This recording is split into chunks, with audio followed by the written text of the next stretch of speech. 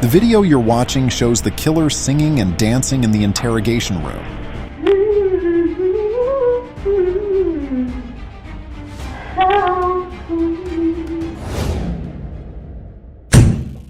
Shayna Michelle Hubers was born on April 8, 1991, in Lexington, Kentucky. Friends called her a genius because she was always focused on her studies and achieving top grades.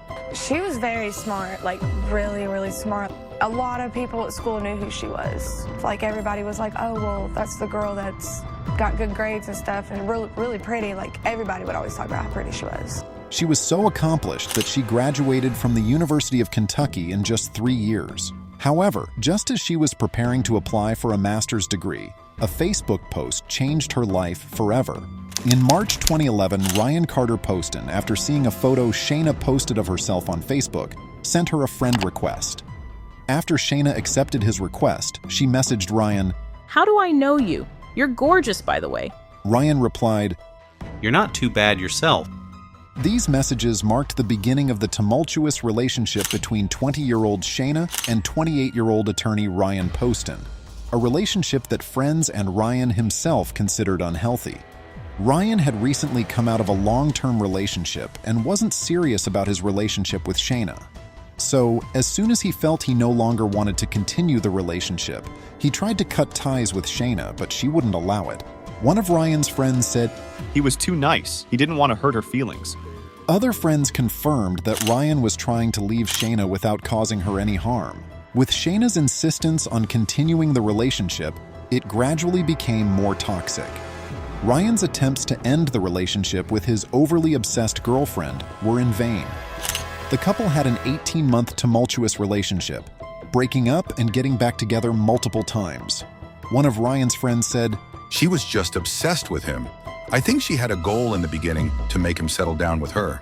Investigators who later reviewed Shayna and Ryan's texts noticed that Shayna would send dozens of messages in response to each of Ryan's. Pretty much you can't count them. I would say it was between 50 and 100,000 messages. If he was trying to break up or move on, she would send him 100 messages to his one response.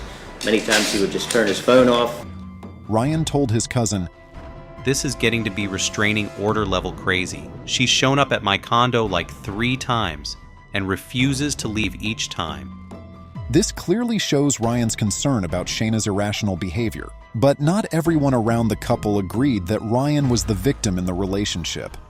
One of Ryan's neighbors mentioned that Ryan often made cruel comments about Shayna's appearance and played mind games with her, and Shayna herself confirmed this in court.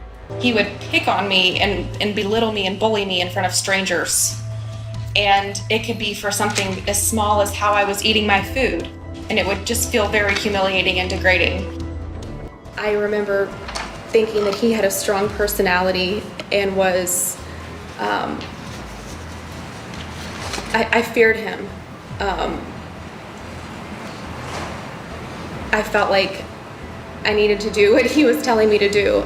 Over time, even Shayna realized that she no longer had the same feelings for Ryan, so she told a friend that when they went to a shooting range, she could only think about shooting Ryan. Part of me wanted to turn around and shoot him. I wonder why he's taking me on dates and stuff. LOL.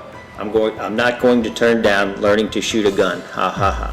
On October 12, 2012, the toxic relationship reached a new level. That day, Ryan was preparing for a date with Miss Ohio, Audrey Bolt, which obviously did not make Shayna happy. When Ryan was about to leave his apartment, Shayna went there and after a fight shot Ryan 6 times.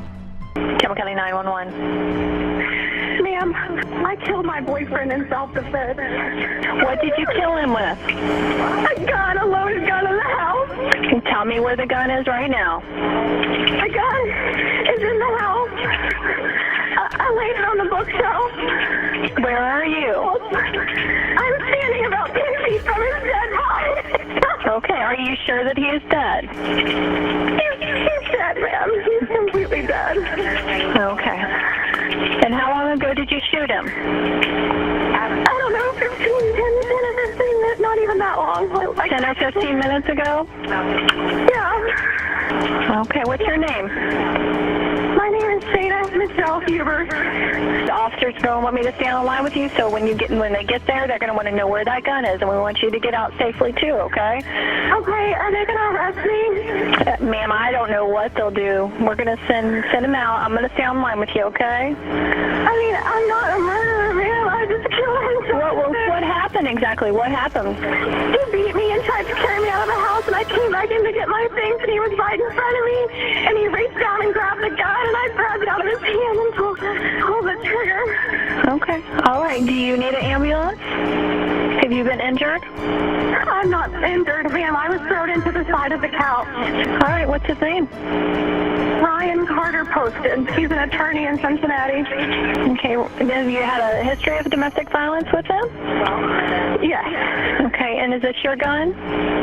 No, this is his gun. He keeps loaded guns in the house. Later, Shayna claimed she shot Ryan in self-defense, but her behavior raised suspicions among investigators. One thing that made investigators skeptical was that Shayna waited about 15 minutes before calling 911.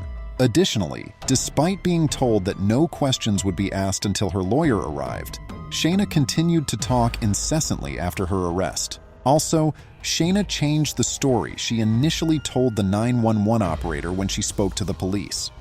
At first, she claimed she had taken the gun from Ryan, but later she said she had picked it up from the table.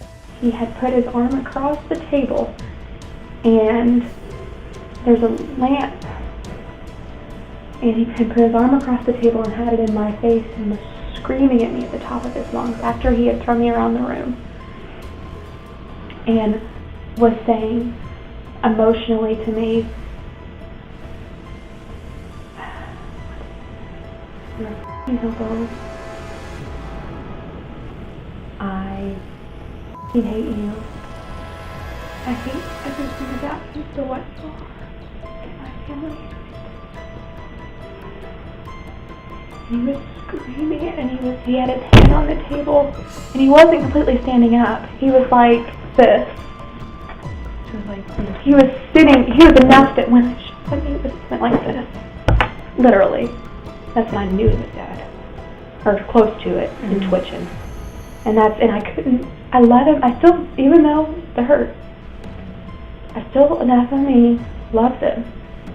But I couldn't stand to watch him twitch. I knew he was going to die or have a completely deformed face. He's very vain. One of our last conversations we had that was good was that he wants my best friend who's a dentist to do his veneers and wants to get a nose job.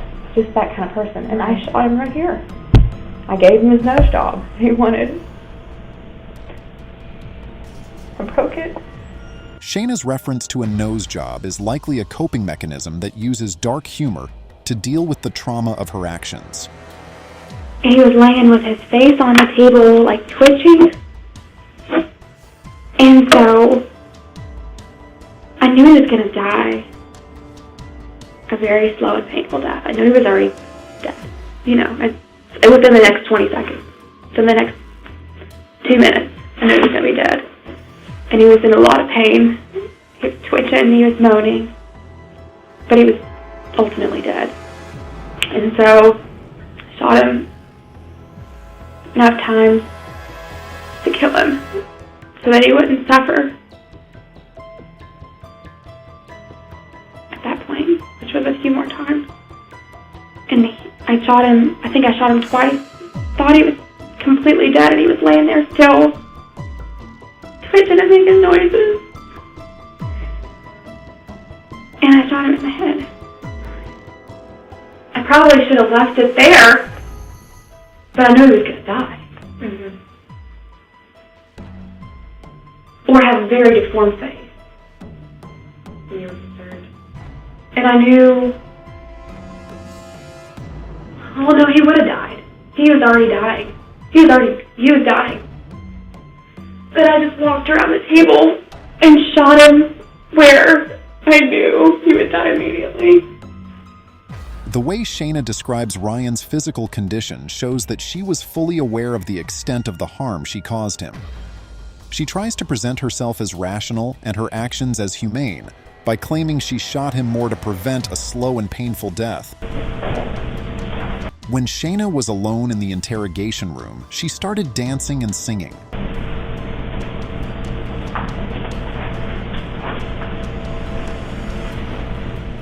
How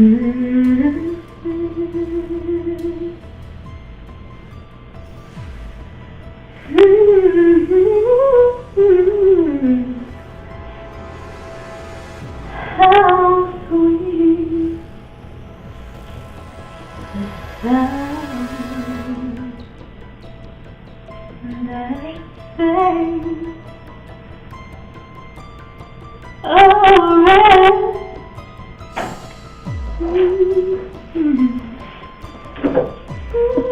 I'll be right back. Thank you.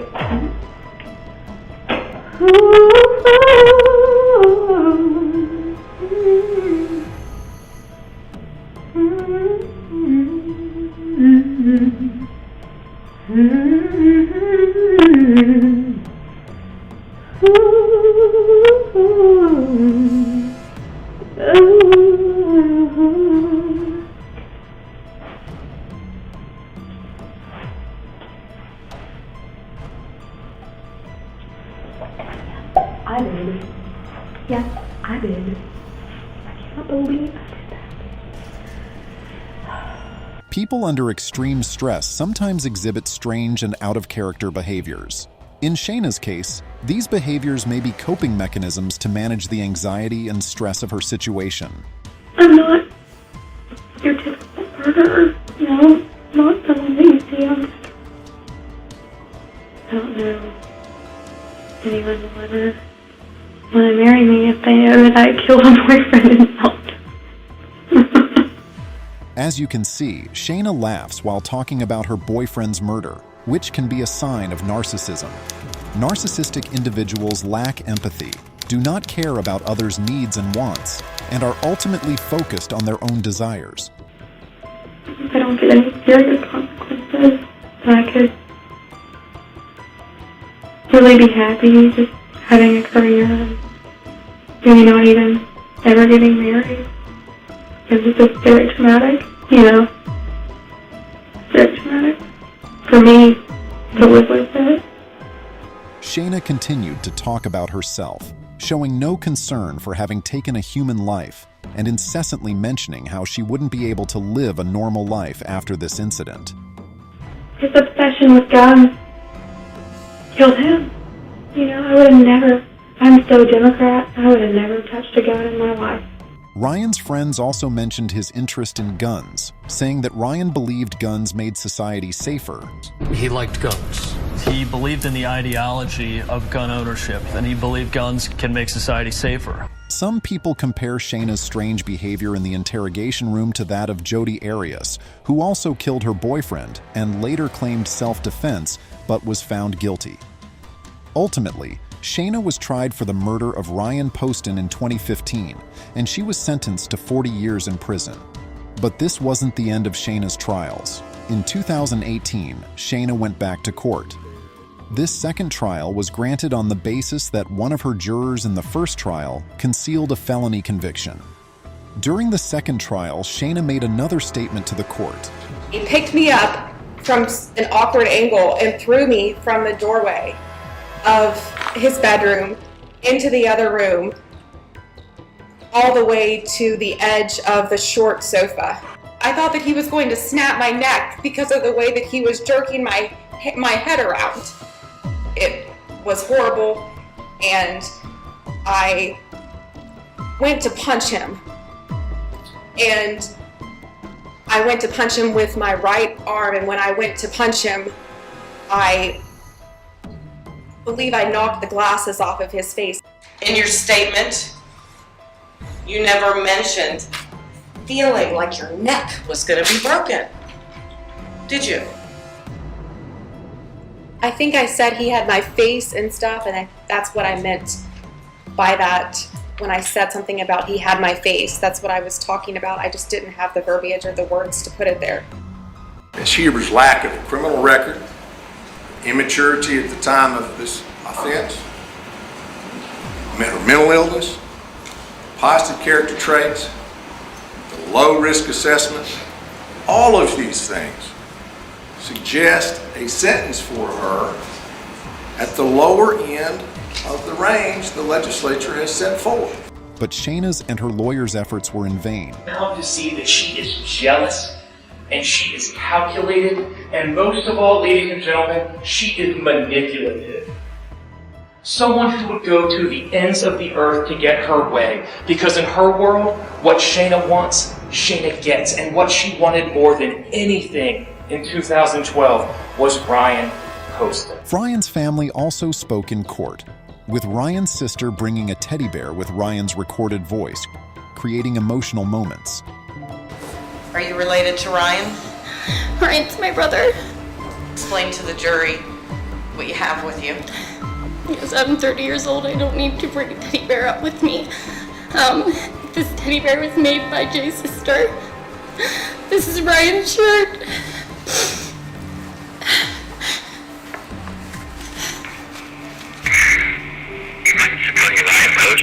I'm sorry, but I'm unavailable right now. If you could leave a message and I will call you back as soon as possible. Thank you. That's it. That's all we have. A voicemail. In the end of the second trial, Shayna was still considered a cold-blooded murderer by the court and was again found guilty of Ryan Poston's murder. But this time, she received a life sentence.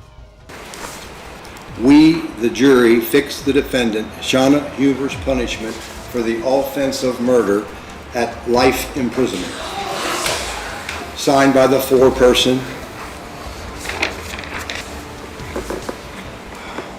Ryan Poston's family, who believed that 40 years was not enough for their son's killer, stated that justice was finally served after Shayna's second sentencing.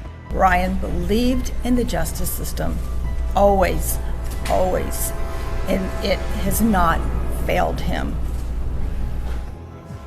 Shayna is currently serving her sentence at the Kentucky Correctional Institution for Women, and she is scheduled for a parole hearing in 2032. During her imprisonment, she married a transgender woman, but the marriage lasted only until 2019. To me, I don't see unique as a gender. I don't see unique as a man or a woman. I see unique as a soul that I love. So if I slip up in my wording, it's because to me, this is a person that I love. It's not about this person's gender. I think it can be easy to slip Although up. And it is, and it's difficult for others to understand. Sure. So. Despite the court's and jury's opinions, some people believe that Shayna truly acted in self-defense and that the court's ruling was not fair. What do you think? Do you believe Shayna is a cold-blooded killer or a victim who had to defend herself? Is there anything you regret from 2012? I'm not here to talk about 2012, I'm here to talk about today. When people see this and they're watching this, what do you want them to know about your self-defense claim from 2012? I'm not here to talk about 2012.